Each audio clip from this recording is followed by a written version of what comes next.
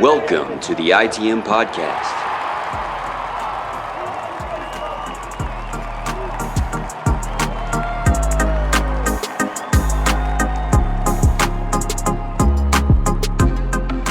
This is episode 387 of the ITM Podcast, the official Boston Red Sox podcast of Pandora's Box.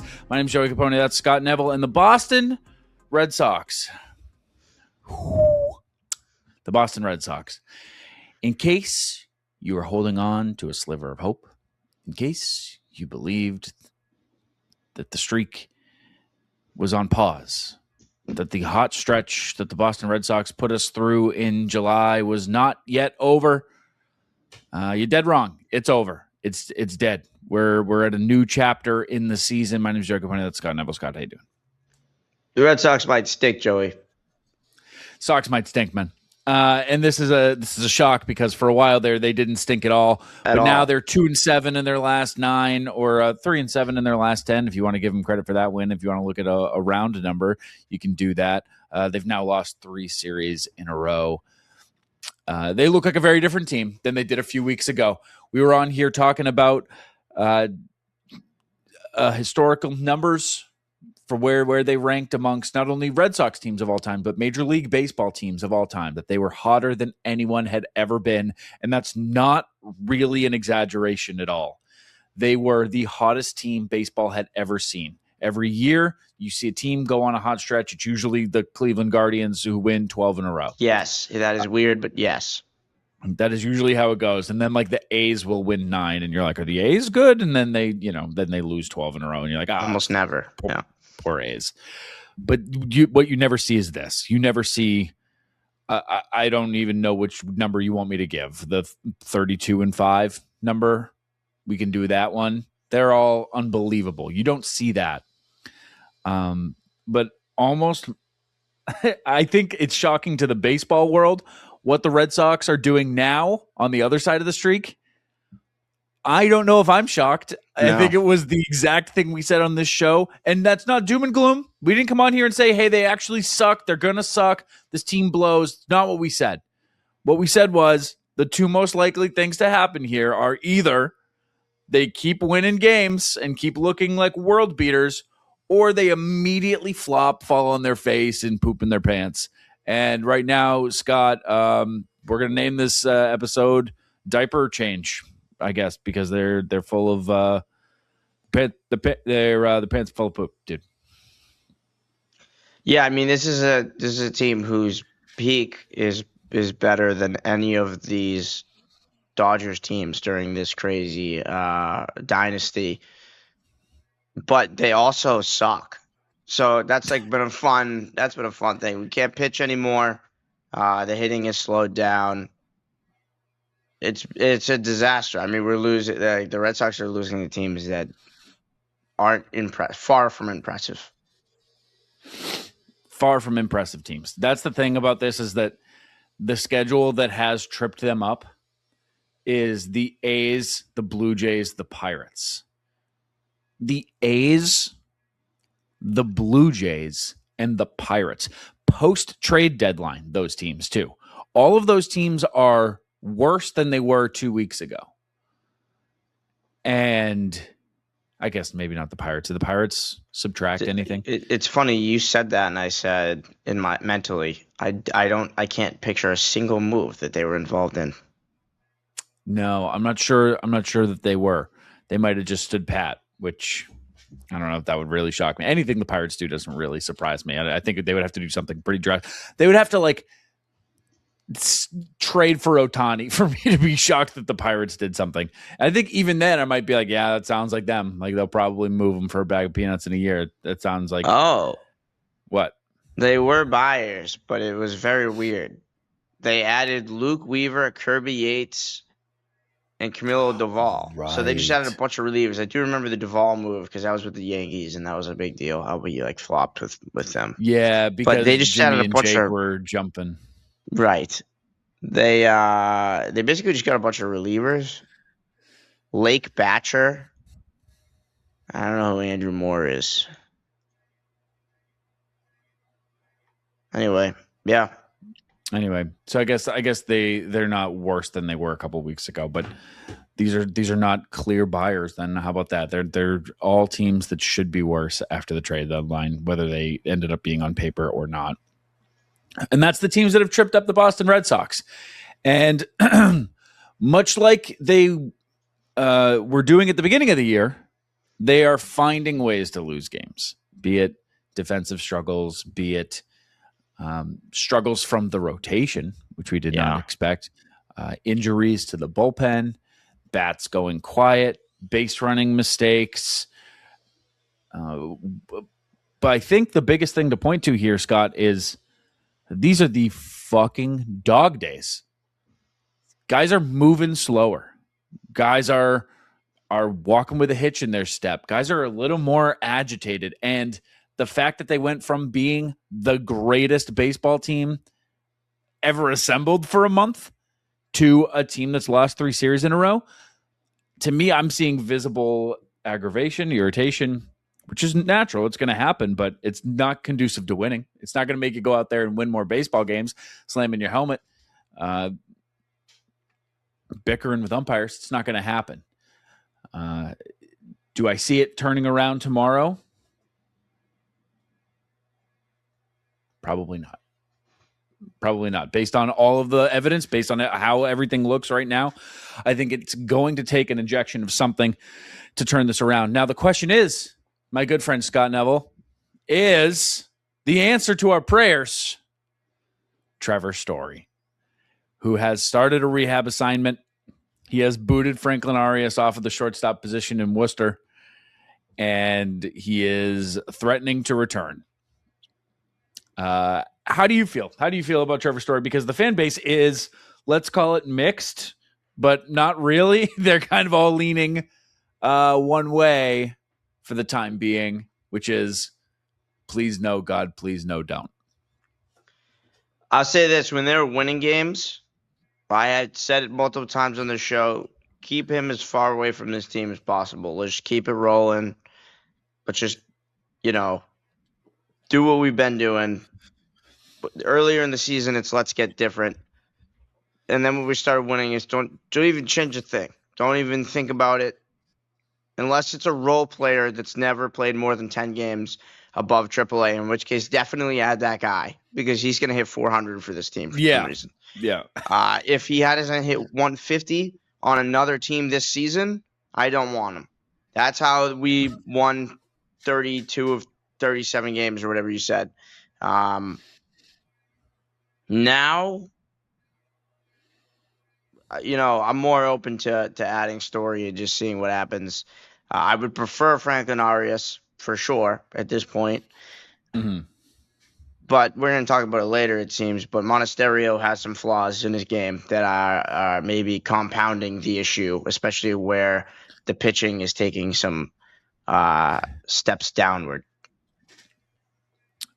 I think the perception around Trevor Story right now is based on the most recent examples of Trevor Story, right? Which is the beginning of this season, which was how do you say bad? Ass. Sure. It was a little bit of ass. He was badass. He was bad. He was ass. And I don't blame people for not wanting that Trevor Story back. The question is, how much did his hernia affect his game? The other question is, what does he look like when he comes back? Because I have a hard time picturing his defense being worse than Andrew Monasterios. I don't think he has any expectation on him whatsoever. I think people are worried about him being handed a position and that the Red Sox are somehow contractually obligated to say, you are the shortstop and you play every day there. And if you slump, we can't put Andrew Monasterio in. And if Franklin Arias hits 500 in Worcester, we can't possibly call him up. That's how it feels like people are reacting to this this rehab stint, it feels like people are going, oh no, now our hands are going to be tied. I think the days of shortstop is Trevor Story's position until someone knocks him off of it, I think the days of that mentality are long gone. Trevor Story is in the twilight of his Red Sox career, and I think he should be so lucky as to be given the shortstop role. I believe it was Chad Tracy yesterday said he will play most of his games at shortstop. Oh. I haven't seen the fan reaction to that, but that word sure changed my mind. I was like, okay, maybe people will calm down a little bit and see that he's not being ushered in to be, hitting in the 3 spot and the starting shortstop every day. His role could be very, very, very different this time around. I would say this. I understand why fans think the way they do, because it has felt like that. And honestly, that is something that I think was a core thing. He wanted to lean on his veterans, and he wanted to put people where they play primarily and just leave them there for the season and just let it happen. We saw that early in the season. May have been part of his demise. So I do understand. And like, by the way, Trevor Story was one of the worst baseball players anyone's ever seen in that stretch that he played. Go look up his baseball savant for this year. And also coming into the season, it would have, everyone knew it made more sense to put Marcelo at short, him at second. And it was just like, nope, Trevor Story's the shortstop. Before the offseason started, if you remember that, before the offseason started, they said Trevor Story is our shortstop. So I get why fans feel that way. I do think there's a difference with Chad Tracy, though. I think he plays who's hot. Fans were stoked, myself included, that Trevor Story opted in at the end of last year. Do you remember that? Yeah. Like, that's where we were. We were, I don't know, through the moon's a little dramatic, but we were stoked. We were stoked Trevor Story opted in. That we had a long conversation on this show about how he could he kind of owed it to us to opt in, and it was like a real worry that he wouldn't. I mean, he hit 263 with 25 homers and 31 steals last season. Like, he was a very dynamic player for the Red Sox.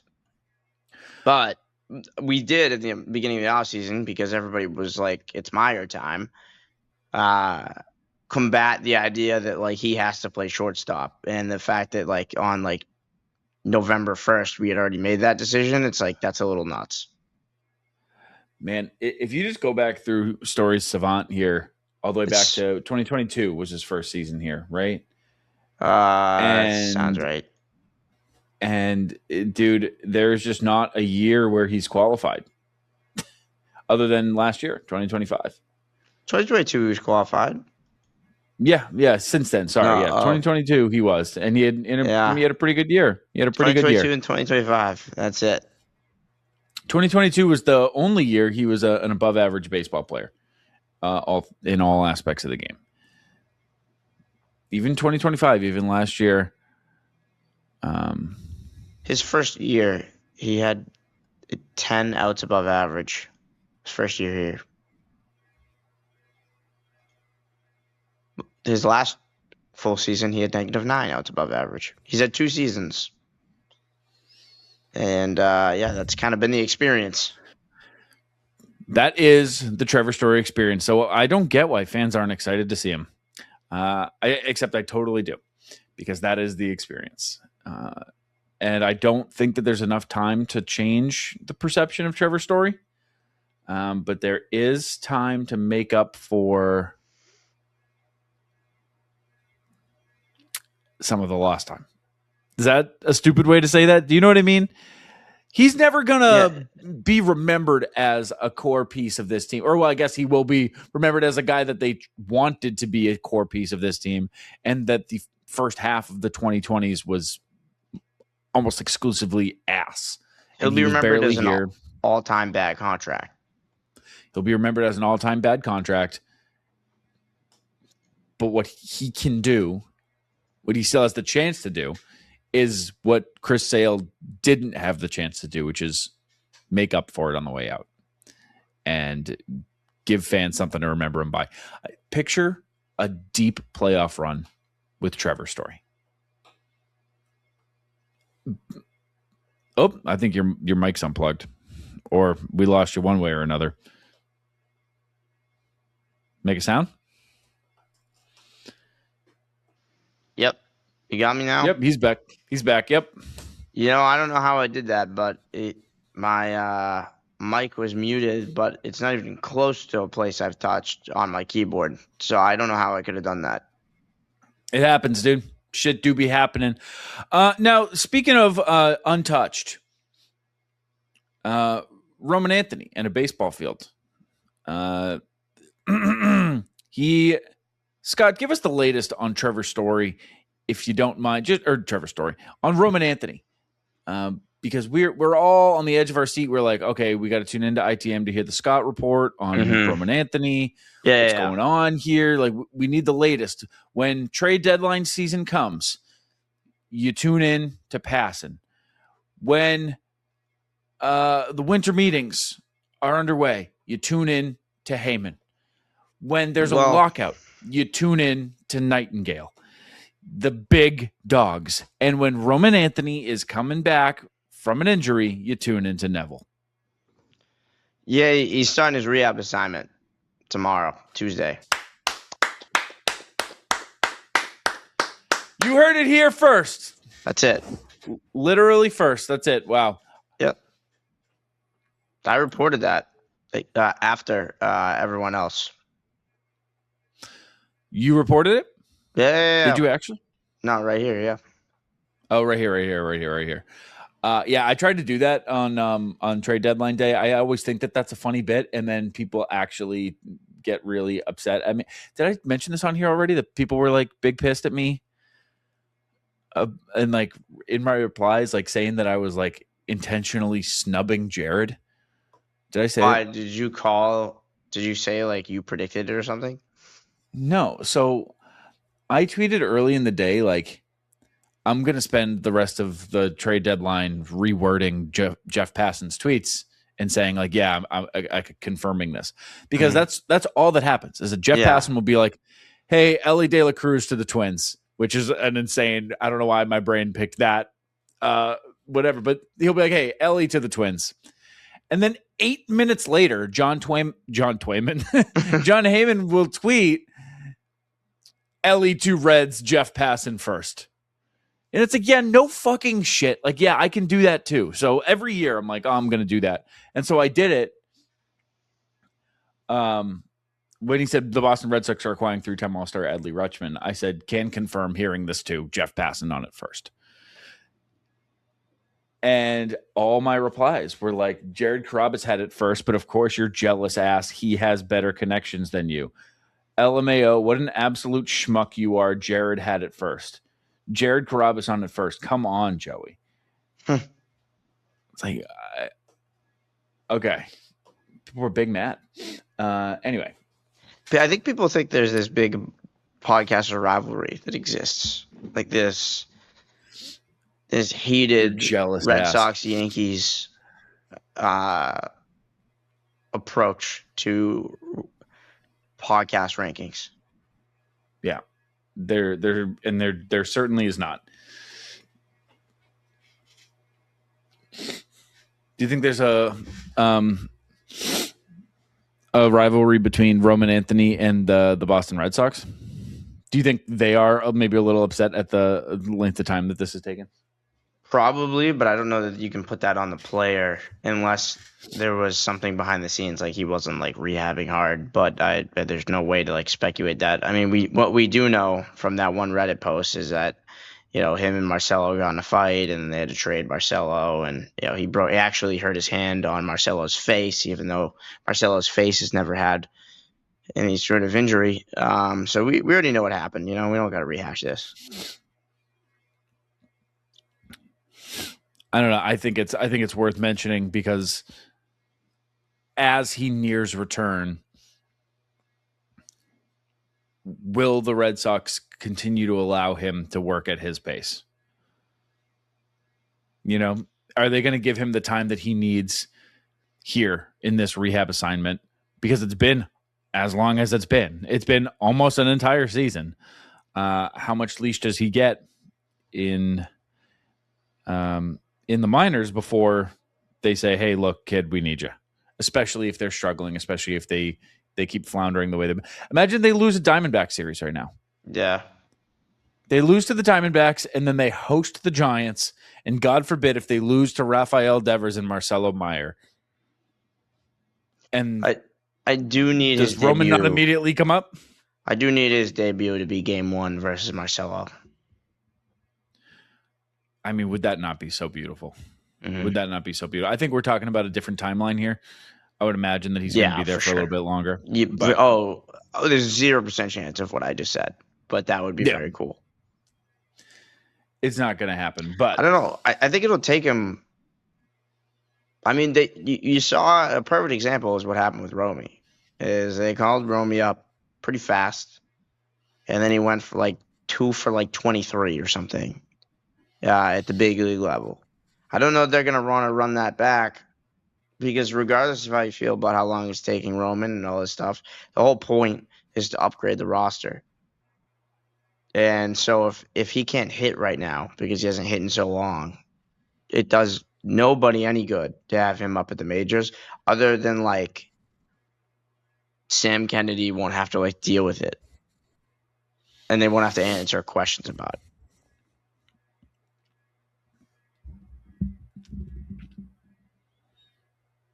But if he comes up too early, it'll be, hey, Roman actually sucks. It turns out he was a bust. Like, what the what?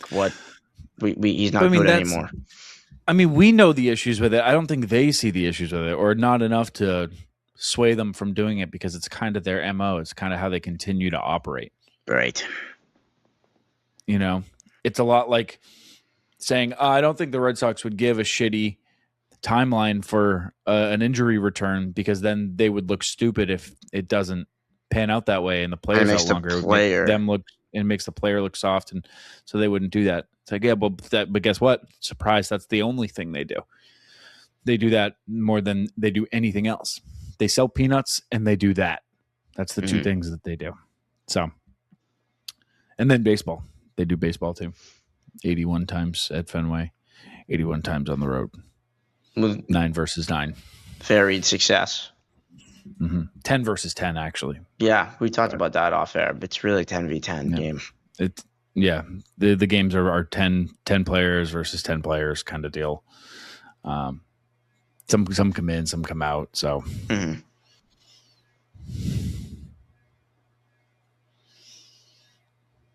if you think about it a different way, it could be a 9v1. It could be a 9v2, 9v3, and 9v4. Because what? And a 9v5. Why? Because when they're actually on the field, there's 9 people on defense at all times.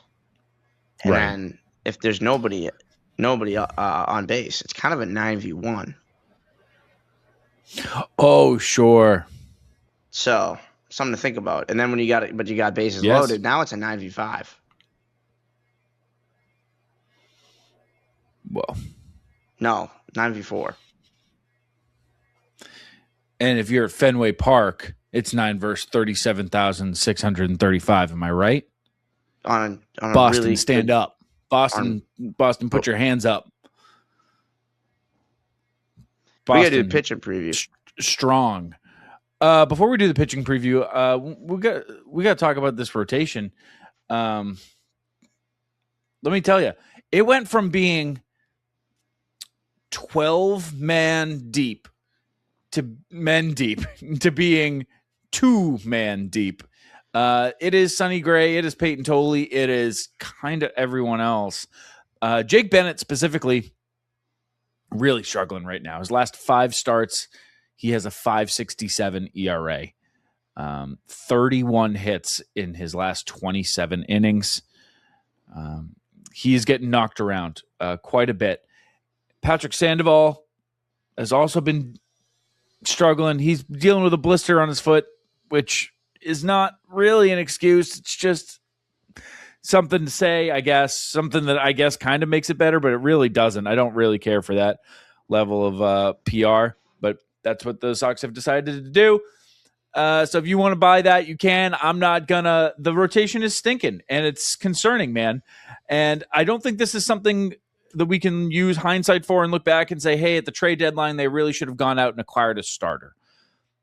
I think that would have been crazy. I don't think, A, there weren't a lot of starters on the market, but B, never was a concern. Never was something that we talked about.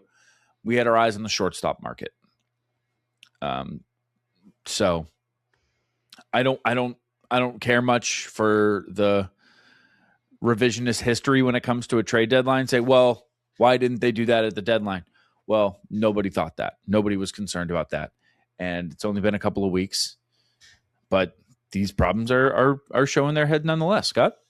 I think there's one point that's fair at the deadline. I don't think they should have added a starter. I think the mistake was feeling so confident that after 6 weeks of Jake Bennett's success that you can trade Connolly early and Anthony Ianson. It's like that point to me makes more sense. Like it's not that I think they should have gone out to get one. It's just Craig looked at this exact rotation and said, yeah, I mean, well, we'll never need a starting pitcher again. These guys are doing well right now. So let's just get rid of every single piece of organizational depth we have. That's where I think the mistake lies. Sure. And I mean, then you can really look down the list at the other major league ready starters that have been moved over the past year. I mean, you can even look back. I'm struggling for time here to remember the name of the pitcher with the Quinn Priester. I was going to say with the weird name, who went to Milwaukee. Quinn Priester, Hunter Dobbins, Connor Early, Kyle Harrison. You look at all these guys who, have served as trade chips from this area of depth that is the Red Sox starting rotation. Not a lot of depth now. But at least they massively improved the offense with all of those moves. Right. Here's something. As Garrett Crochet returns, there is this looming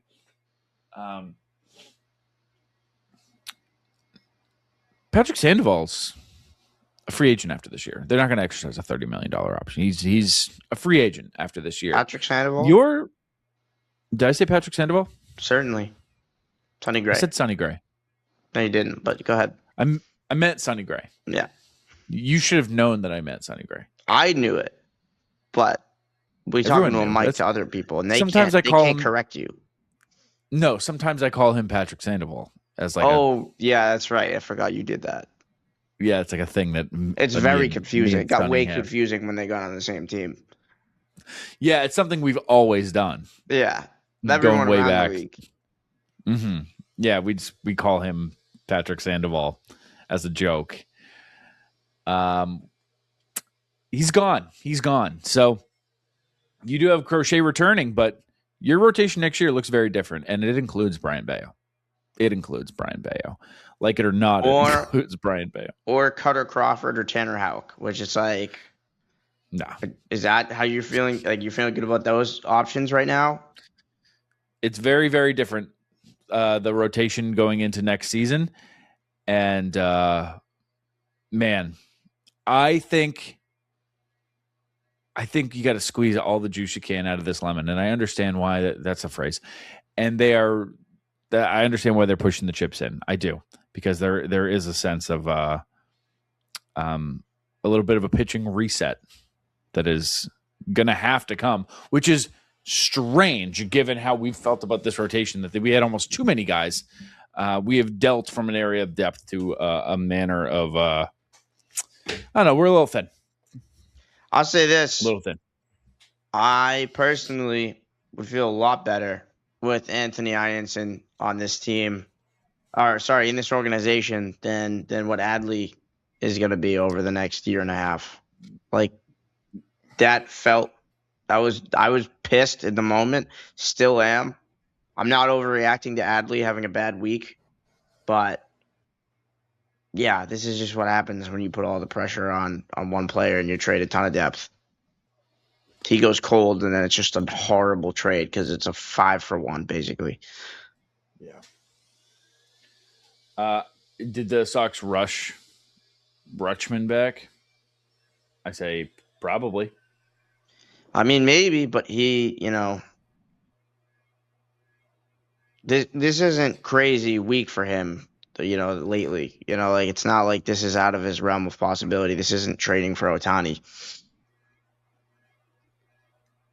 Yeah. It's probably both. That he might not be quite as. I don't think he's a 3-hitter. I never did. I talked about it before. I don't understand why this is happening. I said he should bat 6th. I mean, I'd rather have started him at 6th than have him suck for 2 weeks and then get demoted down the lineup and then feel bad about himself, and now he's in his head. But that's a possibility now. Or they just ride it out. And it's too early to move him, like certainly now. Like it's only been a handful of games, but that has not been the injection of life that I think people were expecting. No, he has not been. I don't know if people were expecting it right away. He is very due for his welcome to Boston moment. Maybe he's waiting for Fenway. Have you considered that? Nope. Do you think maybe you should have? Nope. Do you think maybe you can now? Sure. Sox are going to have 3 big chances against the Arizona Diamondbacks to have a Rutschley moment, a defining Adley moment, a welcome to Boston Adley moment, which is going to be immediately followed by a very strange welcome back to Boston, Rafael Devers and Marcelo Meyer moment afterwards. It is both of their returns to Boston, obviously with Marcelo, but it is Rafael Devers' first time back in Boston. And I wanted to ask you now, and we'll revisit this in the next episode, obviously, but what are your expectations for his ovation, his response, his reaction, is he welcomed by the crowd? Is he cheered? Is he booed? Is it a little bit of both? Does it lean one way? What do you think? That's interesting.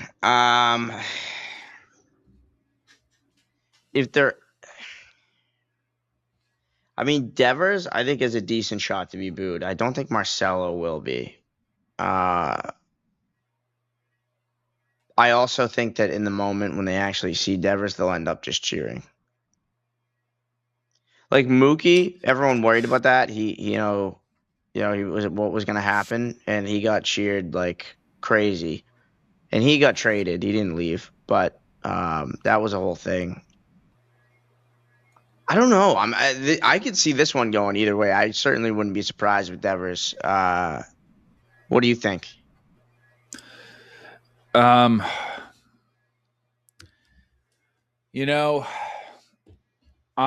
think it's going to be very, very mixed for Devers.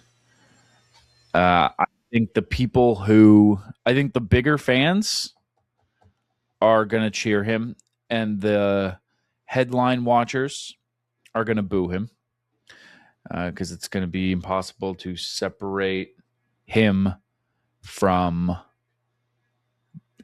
the negative things that came out at the beginning of last year. When will they play his tribute video? Is that before the first at bat? No, it'll be in the middle of the first game. It'll be in like the 5th inning. I think once that happens, it'll change to positive. I think all it takes is watching him hit a home run off Chapman in 2018 or whatever. Like it's 2017, whatever year that was. And just a few just highlights of his career here. Although I would say a lot of he's hit a lot of home runs off Garrett Cole.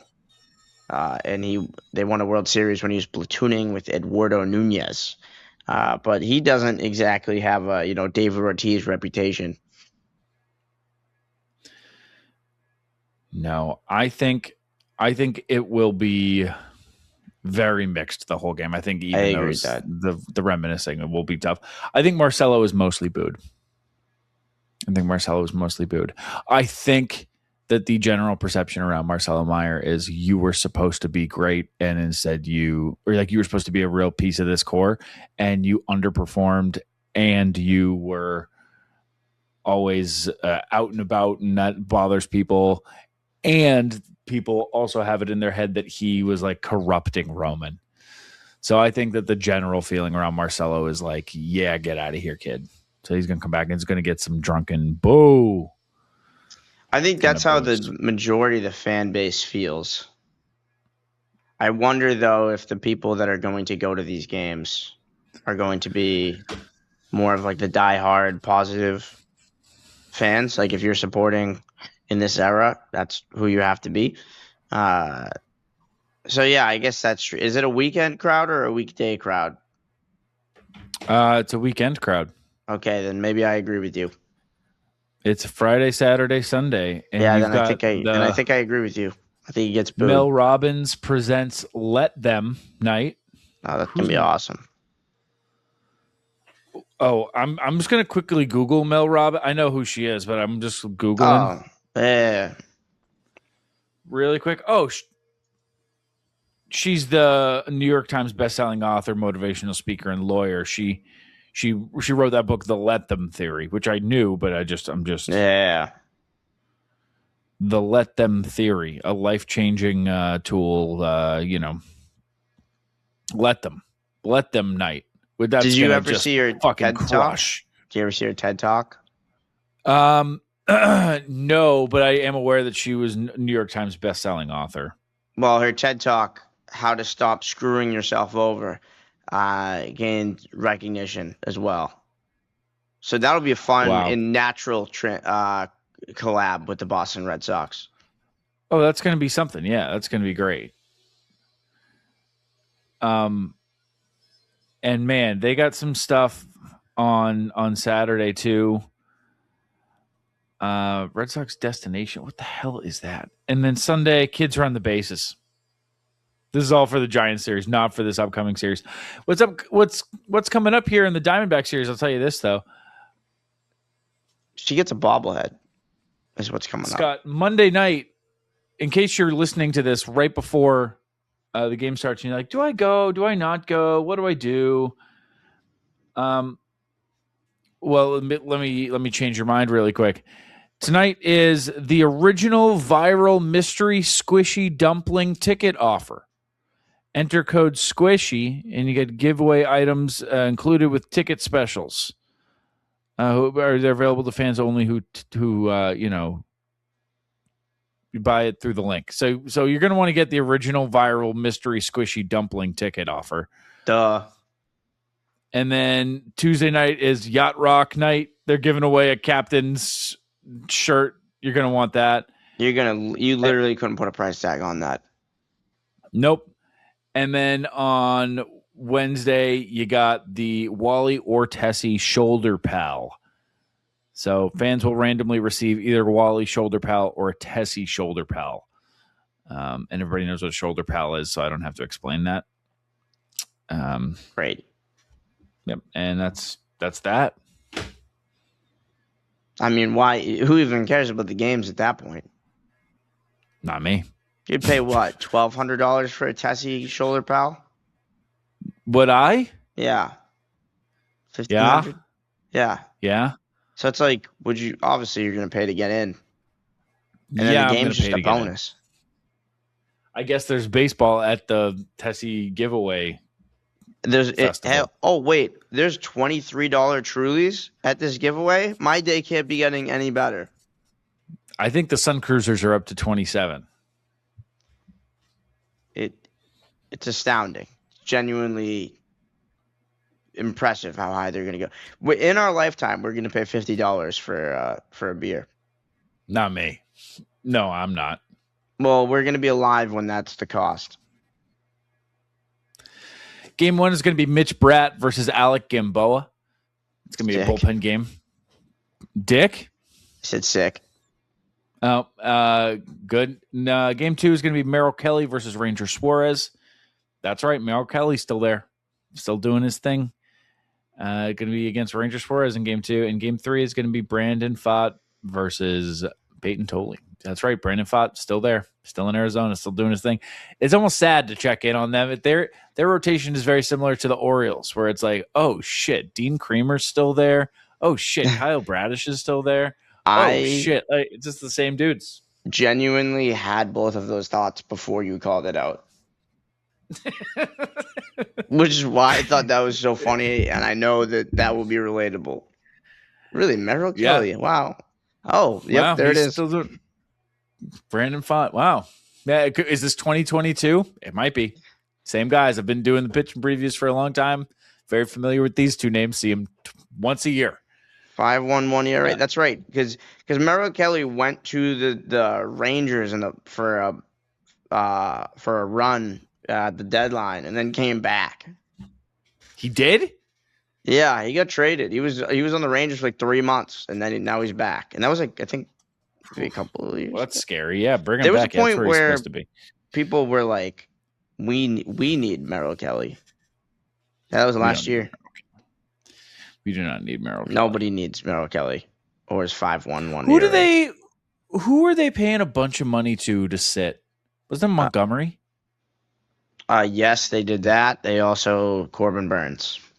Remember Montgomery was like the hottest fucking thing in baseball. Yeah. He had a good run. He was getting paid to not play, right? Really?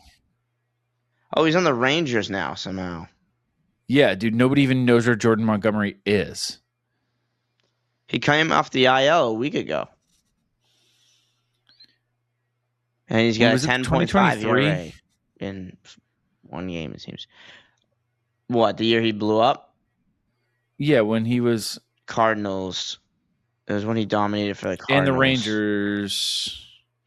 Yes, the World Series run. That's why. It was right after 23. And then 24, he was on the Diamondbacks, was terrible. Didn't play in 25. And now has a 10.5 ERA in his 2 games out of the bullpen with the Rangers this year. And the talk was like to give him stupid money. Yeah, and then do you remember that the owner of the Diamondbacks called it like a huge mistake? Oh my God, yeah. That was very funny. It's our biggest mistake this season from a talent standpoint, and I'm the perpetrator of that.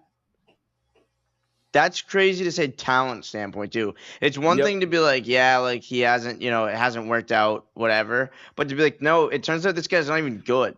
That was the biggest problem. It was a mistake from like a talent, from like how good he is. It wasn't an injury standpoint. It wasn't a circumstance. The problem was this guy sucks, and we paid him a lot of money. Like had we given him better conditions, the problem is he's bad. Yeah.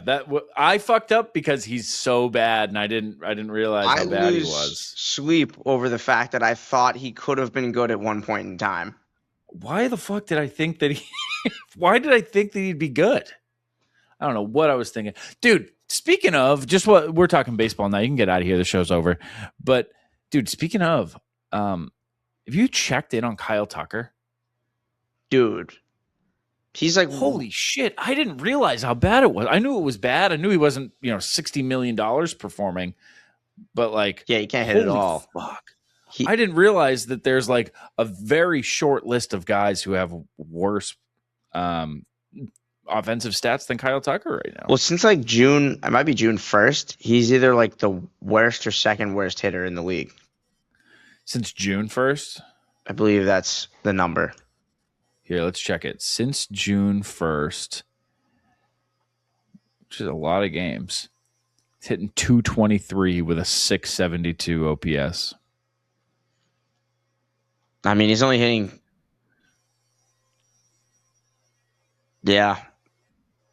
I mean, he's in 232 with a 700 OPS right now in the season. He's somehow got a .3 WAR. I don't know that I agree with that. Crazy. $60 million. 60. Let's see.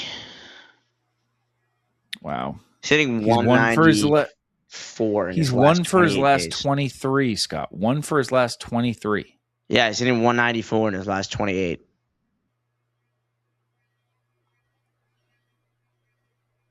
poopy. Dude is poopy. He's also gotten Write that worse. down. He April, March, he hit 241. May hit 242, and then 233 in June, 224 in July, 205 in August.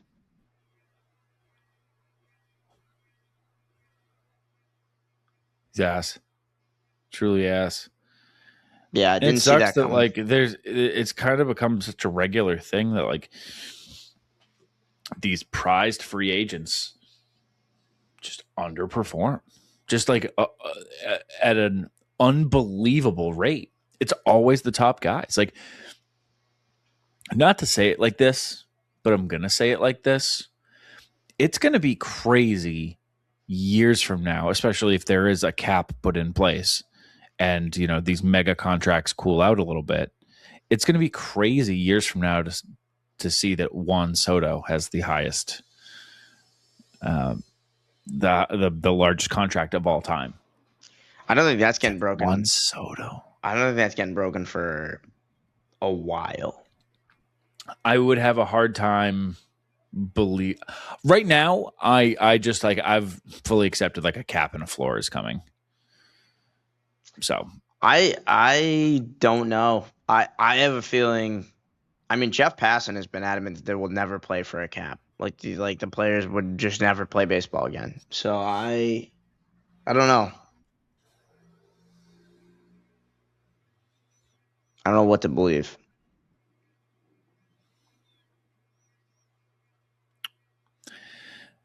Well, this is why I'm so glad the Red Sox don't spend money. Yeah, you don't want that to happen. You want to just not take any shots because there is a chance that this could happen. Yes. You miss 100% of the shots that you miss. So don't take any. Mm-hmm. That's what Wayne Gretzky was getting at. It was the point. People cut him off. Take way less shots. That's what he did. It's funny to watch. You should go back and watch some Wayne Gretzky highlights. It's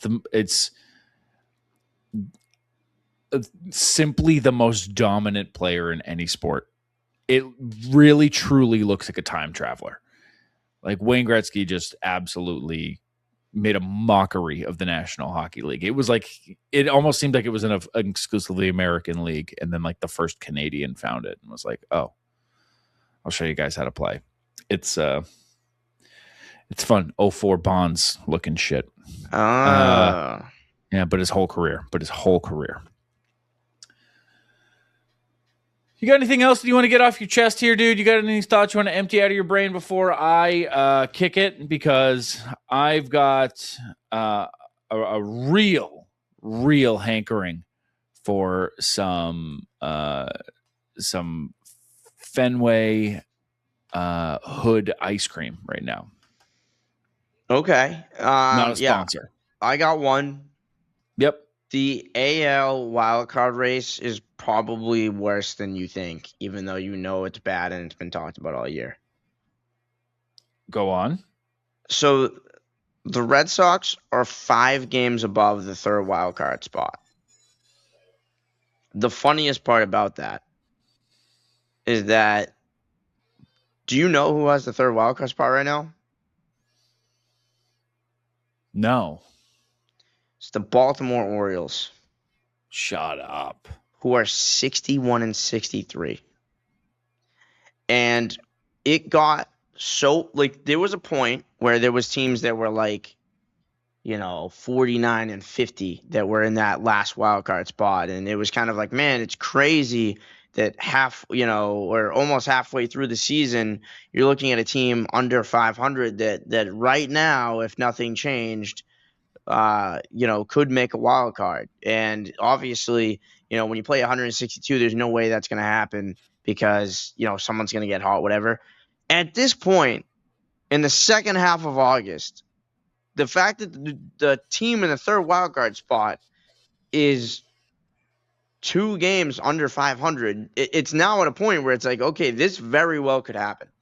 Like you could see a team that's 500, a game under, 2 games under, make the postseason, which could cause some problems with the CBA coming up right now about competitive balance. But I don't think any of them care about that. They're all focused on money. But, in a normal year, this would be like, should we revisit this? It will be the defining stat to point to how bad the American League was this year, which will be the storyline one way or another, whether or not this happens. That will be the prevailing storyline from the American League, is that it was cheeks. But getting in under 500, they shouldn't let you in. They should just give a bye to the third division winner, which sucks, by the way, to be a division winner who has to just go play a wild card. You're a wild card team. You won your division and you're a wild card team. That's never made any sense. That needs to be tweaked. But in this year, in this specific scenario, it might be the one time where it's like, yeah, you know what? You do still have to play a wild card series, because I don't even know who's in that third position right now, but like, 5 games over? It's whoever wins the AL West likely, and right now it's Houston. Yeah. But I mean, Texas is also in it, and they flip flop. Seattle's done, but they like to pretend to kick around. But yeah. I mean, this is like one of those scenarios where you never want to play a series, you don't have to, but at the same time, when there's been this history of baseball. Or recent, like since this format change, there's been this history where, the teams coming off the bye struggle, and the teams that just won a wild card series are hot. And in this case, they might, and usually the teams that are on a bye, to combat that, they'll do like a couple scrimmages, and that's basically what they'd be doing when they play the, I would imagine 78 win Orioles that slid into the third wild card spot somehow.